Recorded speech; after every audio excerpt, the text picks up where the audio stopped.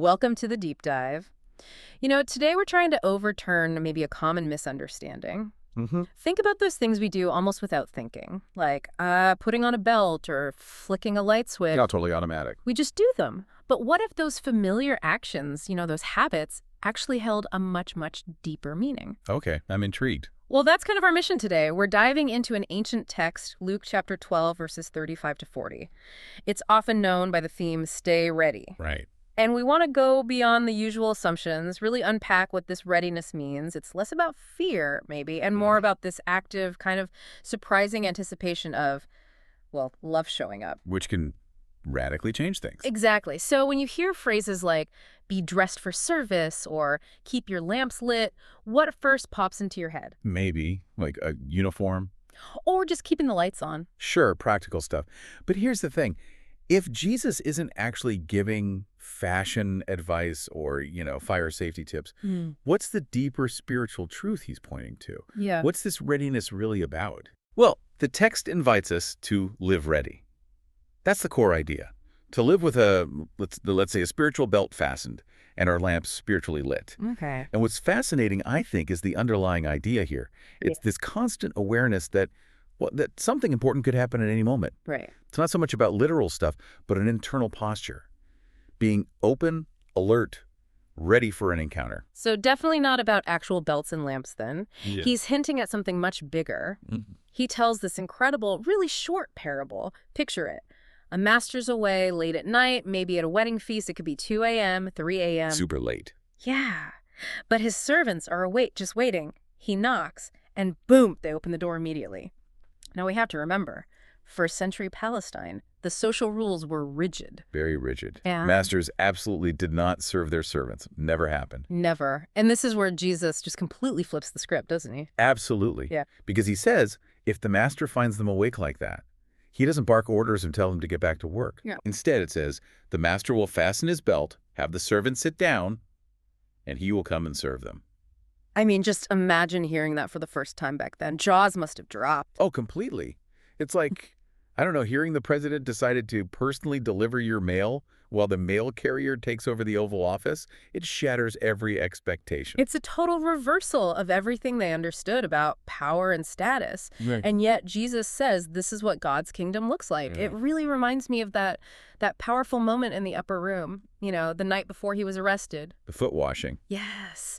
Jesus takes off his outer robe, wraps a towel around his waist like a servant's apron, and gets down to wash his disciples' feet. And Peter's reaction is so telling. Totally. He's baffled. Lord, you're not seriously going to wash my feet, are you? You can just hear the disbelief. What an image. It really is.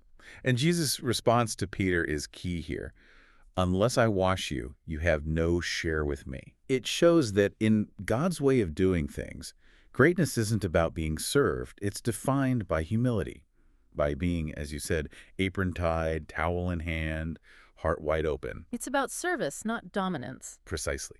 This radical reversal is absolutely central to what scholars often call the basileia, to the kingdom or maybe the reign of God. And it's not just some pie-in-the-sky future thing. No, exactly. It's presented as a present reality that kind of breaks into our world whenever love serves instead of dominates, whenever power chooses to kneel instead of conquer.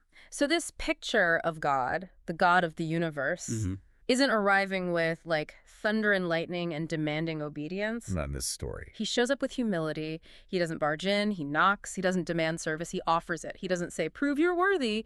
He says, come on in, sit down at the table. Yeah? But here's a question that comes up, right? For many of us, maybe this wasn't the version of God we first encountered. Some people might have heard this passage, Luke 12, as more of a warning. Oh, definitely. Yeah. That Jesus is coming back. You better not get caught sleeping. Yeah. Interpretation. Exactly. So how has that more traditional, maybe fear-based understanding of readiness affected people? And how does this reading we're exploring, this radical rereading, change that whole experience? Yeah, that's such a crucial point. Because fear is a pretty terrible long-term motivator, isn't it? It burns you out. It does. It's like you said, running on spiritual caffeine. You get jolts, sure, but eventually you just crash. Yeah. And I really don't believe that's what Jesus intended here. Okay. I mean, yes, he talks about readiness, about alertness, absolutely. But notice, he never says, be ready because I'm going to catch you doing something wrong. Right. The focus is different. It is. He says, effectively, be ready because I might show up to love you. He's the one who knocks, yes, but he's also the one who kneels to serve. Mm. The really deep truth, I think, of the gospel is that love often shows up when we least expect it. Not with a huge announcement, but with a quiet knock. Not with lightning, but with light. Exactly. Not to test us, but to serve us. That's what we're meant to be ready for. Not some kind of holy ambush, but a sacred invitation. That is a very different kind of readiness, isn't it? Completely different feel. It shifts it from fearing what might go wrong to, well, to anticipating what could go beautifully right. It's like living every day as if grace could just tap you on the shoulder, and you want to be awake enough, aware enough to actually receive it. Yeah, but let's be honest. It's hard. It is hard. We're busy, we're distracted, we're tired. Our culture runs 24/7. We carry our entire world in our pockets, right? Emails, news alerts, social media, constant pings. We're constantly on, but are we actually alert? Alert to that divine presence, that quiet knock? That's the challenge. Sometimes we're so busy scrolling through life, we just miss the sacred stuff right in front of us. It's not always easy to stay spiritually alert. Sometimes we do fall asleep at the door, metaphorically speaking. Or we forget to light the lamp. Or we just feel numb. So what then? Well, I think if we connect this to the bigger picture, the grace here is that Jesus doesn't seem to give up on us. He keeps knocking. Okay. Even if we missed him the first time or the 10th time, he comes back. And when we finally do open the door, the sense isn't that he says, "Where have you been?" No reprimand. No, the feeling is he says, "Come, sit down. Let me serve you." Readiness in this light isn't about perfect, unbroken vigilance or behavior. Right. It's more about open-hearted living. It's not about having all the answers. Maybe it's just about keeping the light on, just in case love shows up. Okay, that makes sense. But then the passage takes another turn, ending with an image that can sound a bit alarming at first. The thief. Yeah, the thief. Yeah. But know this, if the homeowner had known what time the thief was coming, he wouldn't have let his house be broken into. A thief. That feels jarring, maybe, after talking about God's humble, serving nature. It can feel jarring, I agree. But I don't think Jesus is suddenly switching gears to say God is actually like a burglar. Okay, so what's the point of the analogy then? I think it's about the unexpectedness of the arrival. He's saying, look, if you only expect God to show up in big, dramatic, pre-announced ways like a state visit, you might miss the quiet, ordinary, unannounced ways God actually arrives. Ah, so the thief aspect is the element of surprise. Exactly. God doesn't always knock loudly. Sometimes it's a whisper. Sometimes it's, I don't know, a sudden memory, or maybe someone you haven't talked to in years suddenly texts you out of the blue. Or maybe it's your neighbor struggling with their groceries while you happen to be getting your mail. Precisely. God often shows up in ways that don't demand attention, ways that can slip by unnoticed if we're not alert like a thief in the night. Except instead of stealing, this thief is bringing gifts. Healing, forgiveness, love, connection. And thinking about our world today with all its challenges, the climate crisis, systemic injustice, political division, maybe God is knocking through a young person organizing for environmental action. Could be. Or through a neighbor facing housing insecurity. Or through movements calling us towards racial healing and understanding. Yes.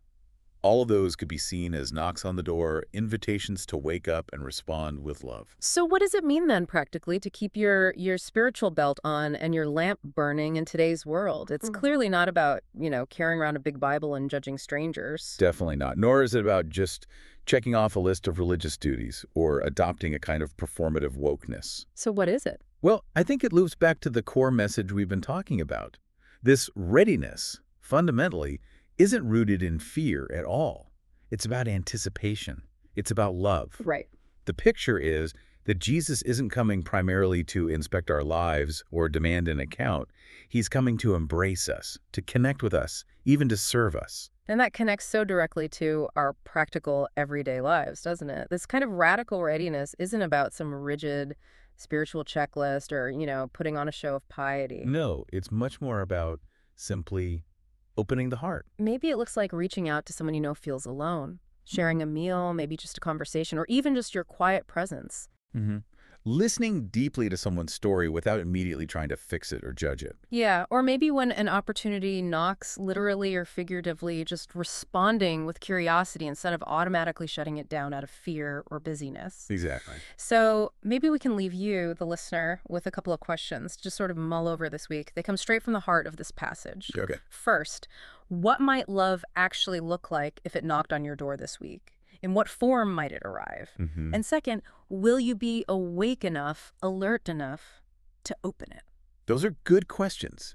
Because when we choose this kind of readiness, when we live expecting God might show up in the most ordinary ways, Mm. through shared bread, Mhm. or a difficult but transformative conversation, or just a quiet moment where you suddenly know you are loved. Yeah. We don't just receive grace, we actually start to become grace for other people too. Hmm. So the encouragement is maybe be the kind of person who opens the door, not because you're anxious or afraid, but because you're living in anticipation of love.